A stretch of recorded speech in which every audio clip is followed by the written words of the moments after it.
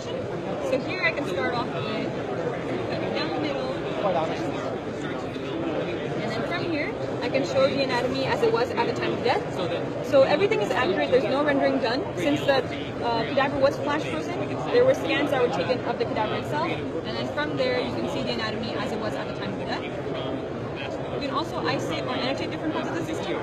So in this case, I can start by removing the skin, removing the skeletal system, and other structures until I'm left with the gastrointestinal system.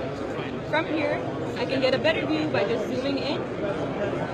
And I can also get a posterior view by just giving it a little spin. And in this case, I can start removing different structures and getting the annotation of any structure I remove.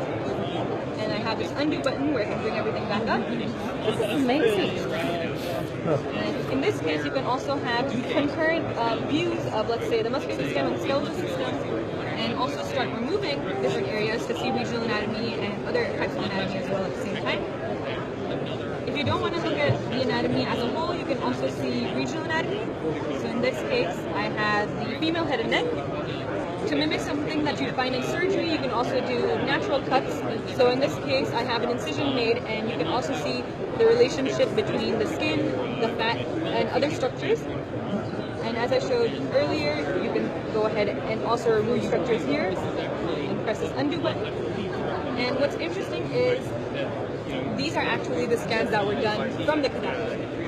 So everything you see here is what we saw at 0.6 to 0.8 millimeter thickness. And so each time I turn around, slide through these sections, I can see where you guys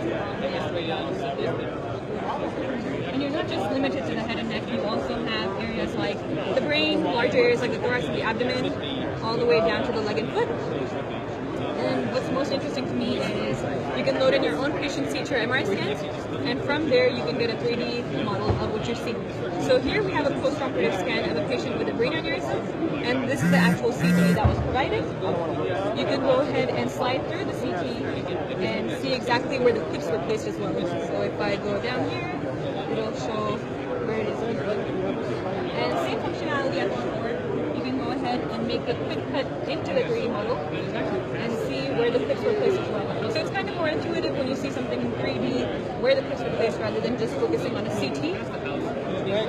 And you can also add in some vasculature if needed. And you can also bring it back down. There's other ways where you can utilize this where I bring in transparent soft and hard tissue. And so in this case, you still see where the clips were placed.